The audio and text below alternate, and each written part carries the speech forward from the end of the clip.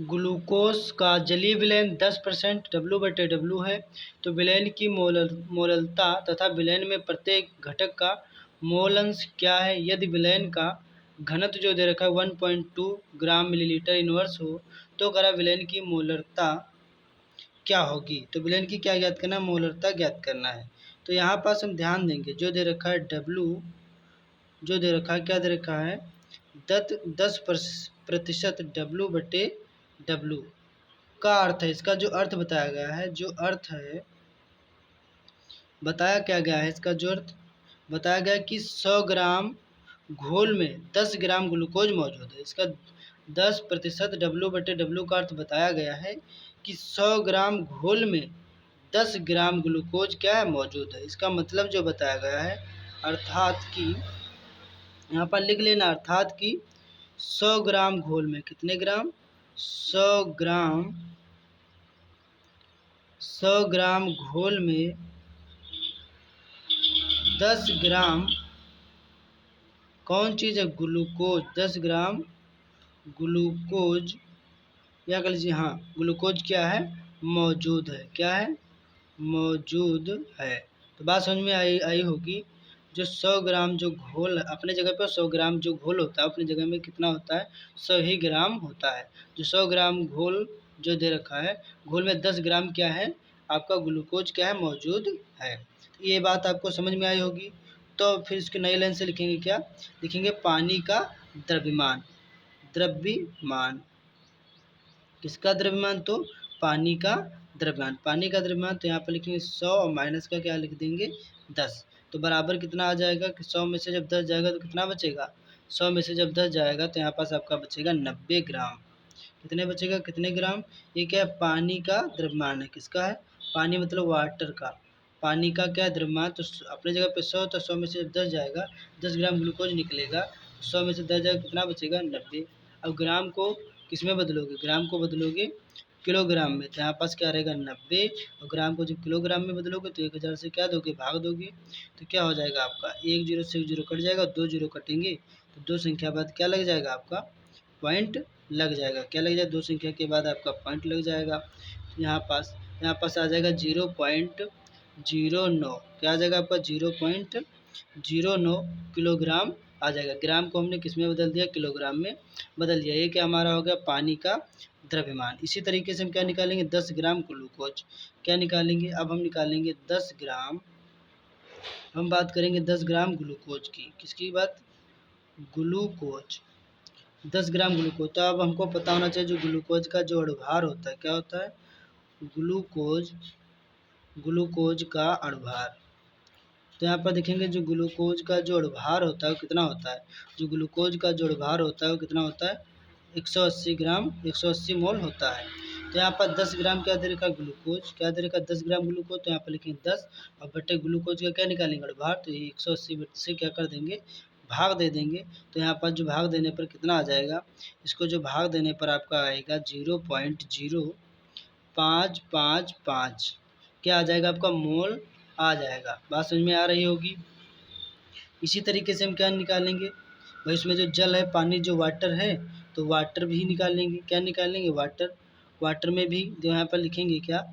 लिखेंगे H2O के, H2O मतलब जल, मतलब W, H2O के 90 ग्राम, H2O के 90 ग्राम में मोलों की संख्या। क्या लिखेंगे? मोलों की संख्या। ध्यान से देखेंगे, H2O मतलब जल के 90 ग्राम में मोलों की संख्या। मोलों की संख्या यहाँ पर देखेंगे ध्यान से। तब यहाँ पर देखेंगे जो 90 ग्राम, तो यहाँ पर 90 रहेगा। और जो H2O क्या है? जल है। इसका फिर हम क्या निकालेंगे? H2O मतलब जल का निकालेंगे अणुभार, तो कितना आएगा? 18 आएगा। कैसे आएगा? तो 1H1 क्या होता है? परमाणु क्रमांक 1, परमाणु भार भी 1, इंटू 2 से गुणा करोगे। ऑक्सीजन का कितना होता है? 16, 2 1 कम 2, 16 2 18। इसी तरीके से हम 90 को क्या कर देंगे? 18 से भाग दे देंगे।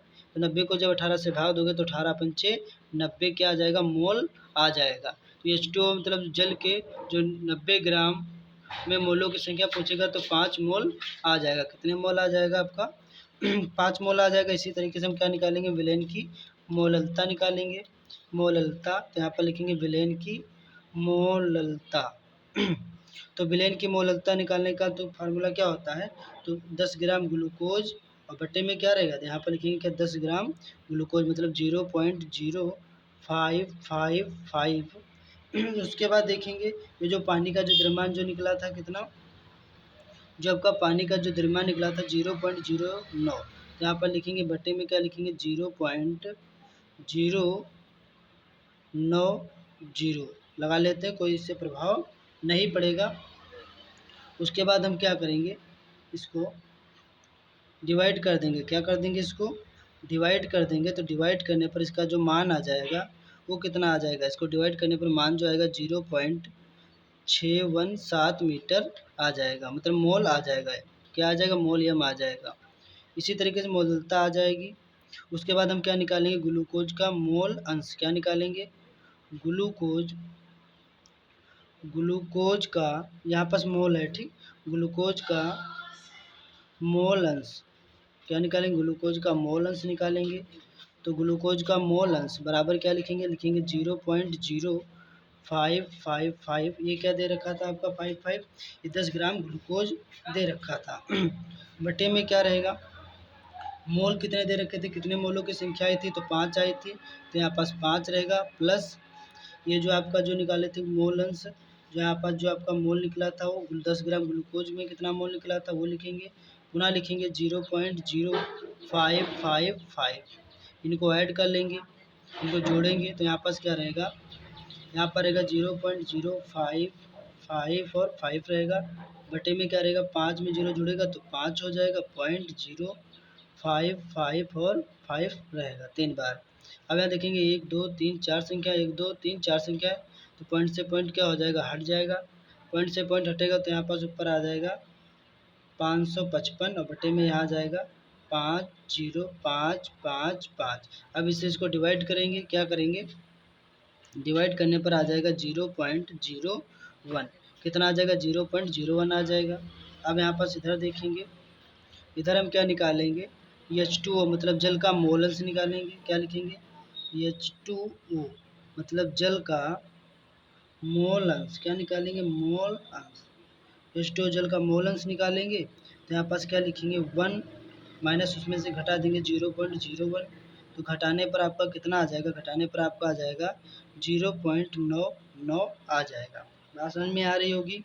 इसी तरीके से हम क्या करेंगे, 100 ग्राम, जैसे 10 ग्राम घोल में से हम ज्ञात किए थे, मतलब यहाँ पर देखेंगे थोड़ा ब्लर कर गया, यहाँ पर देखेंगे 10 ग्राम जो ग्लूकोज में हमने सॉल्व किया, इसी तरीके से हम क्या सॉल्व करेंगे, अब हम सॉल्व करेंगे 100 ग्राम एक बार 10 ग्राम से एक बार 100 ग्राम, क्योंकि सवाल में शुरुआत में बता दिया गया था कि 100 ग्राम घोल में जब 10 ग्राम क्या ग्लूकोज मौजूद हो तब इसको क्या किया जाता है, पानी का भी द्रव्यमान उसी तो 100 में से 10 को घटा के निकाला जाता है कितने ग्राम है। तो इसी तरीके से आपको 100 मतलब 100 ग्राम घोल का क्या निकालेंगे, आयतन, तो यहाँ लिखेंगे 100 ग्राम